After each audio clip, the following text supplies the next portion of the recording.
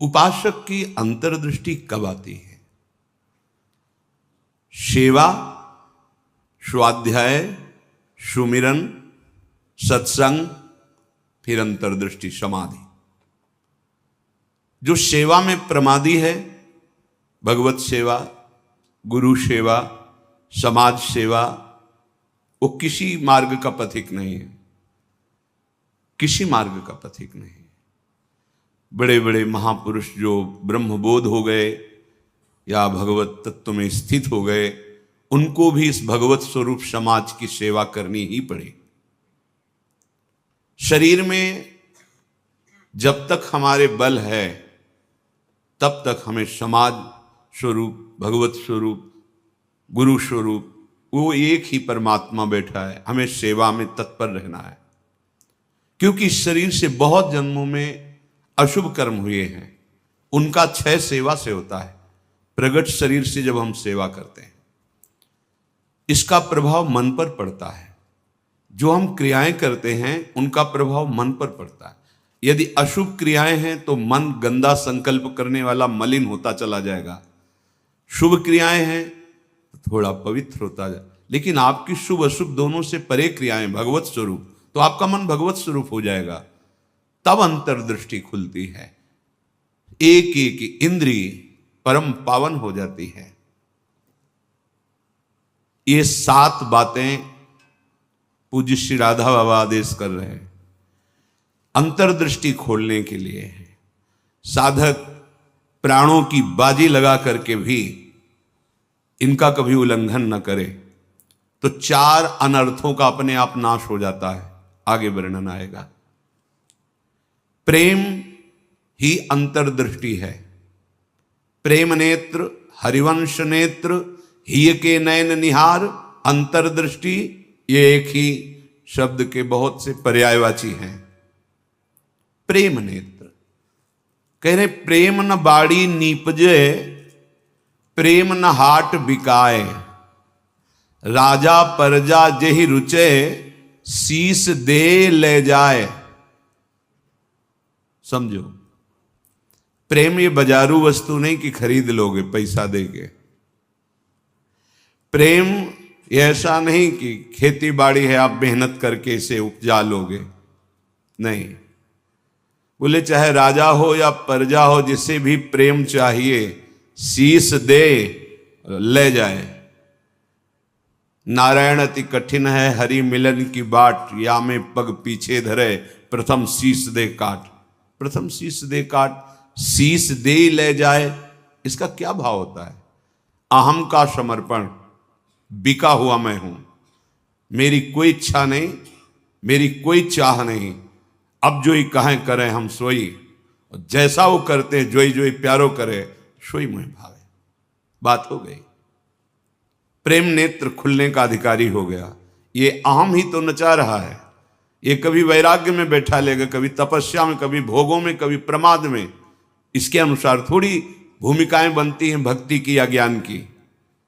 आचार्यवाणी, गुरुवाणी, उनकी आज्ञानुसार चलने पर हृदय में भूमिकाएं जागृत होती रहती है। ये अहंकारी देहाभिमानी सुधरना ही नहीं चाहता, मनमानी आचरण करना चाहता है। मनमानी आचरणों से ही तो आज तक हम विमुख रहे, सुख से, शांति से, भगवदानंद से। दुख और अशांति, क्लेश और बंधन बार बार यही मन और बुद्धि तो दे रहे हैं। बिल्कुल सत्य बात कह रहा हूं,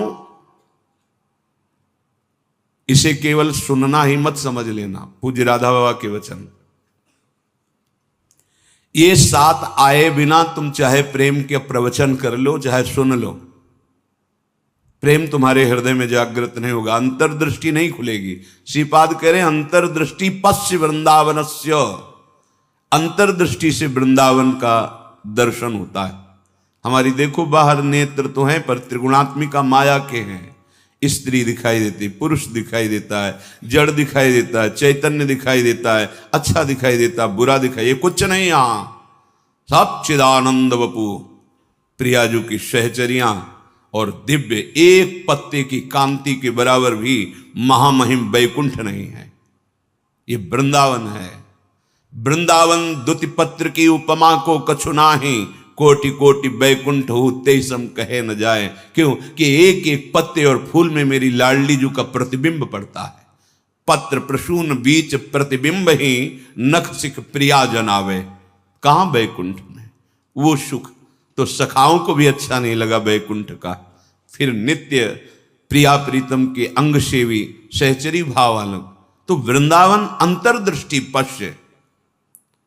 जब तक भगवत साक्षात्कार नहीं हो जाता तब तक बहुत सावधान। इसके बाद सावधान रहने की जरूरत ही नहीं। जैसे मन सच्चिदानंद प्रभु का स्पर्श करेगा फिर इसको विषय सेवन की स्मृति ही नहीं रह जाती। उसे उपरती अवस्था कहते हैं। एक होती त्याग अवस्था, ये साधक करता है। विषयों के प्रति आकर्षण है पर भोगूंगा नहीं क्योंकि मुझे भगवत प्राप्ति करनी है। दूसरी होती वैराग्य अवस्था, भोगों का सानिध्य है, ये भी जानते हैं कि हाँ ये भोगने में मन बुद्धि कहते हैं कि सुखद है पर नहीं, वो राग रहित हो रहा है। और एक स्थिति आती है कि भोग सामग्री सानिध्य है, ये भोगने वाली चीज इसकी स्मृति खत्म। जैसे विष्ठा देख करके भोगने की खाने की इच्छा नहीं होगी, वमन देखकर खाने की इच्छा नहीं होगी। मलवत वमनवत विश्ववत ऐसे यहां से लेके ब्रह्मलोक तक के भोगों का उसे त्याग हो जाता है, जिसे उपरति कहते हैं। भोग सामग्री है, भोगने की इच्छा ही नहीं है, ये बोध भी नहीं रहता कि ये भोगना चाहिए क्योंकि अखंड स्मृति जागृत हो गई आराध्य देव की।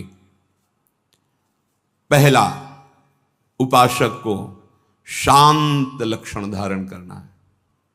काम आ रहा है, क्रोध आ रहा है, कोई गाली दे रहा है, विक्षेप हो रहा है, प्रतिकूलता आ रही, अपमान अनुकूलता आ रही, सम्मान। शांत का मतलब ना हर्ष न शोक, गंभीर, अंदर से गंभीर शांत। पहला लक्षण अंतर्दृष्टि खोलने के लिए। सिद्धांत में भी वर्णन शांति रव्यर्थ कालत्वम विरक्तिर्मान शून्यता। शांति, अपने प्रति कोई बार बार अपराध कर रहा है, शांत। न शरीर से दंड, न वाणी से दंड, न मन से दंड देने का संकल्प, क्योंकि सब में मेरा प्रभु विराजमान है। बिल्कुल ध्यान से बाबा ने कहा, ये बिल्कुल सत्य सत्य बात कह रहा हूं। प्राणपन से इन सातों बातों का निर्वाह करोगे तो अंतर्दृष्टि खुल जाएगी। प्रेम, यदि आप थोड़ा भी प्रमाद करेंगे तो इनको धारण नहीं कर पाएंगे। पहला ही है शांत, भाव देश में भी पहला है शांत। शांत दास्य सख्य वात्सल्य कांता सहचरी।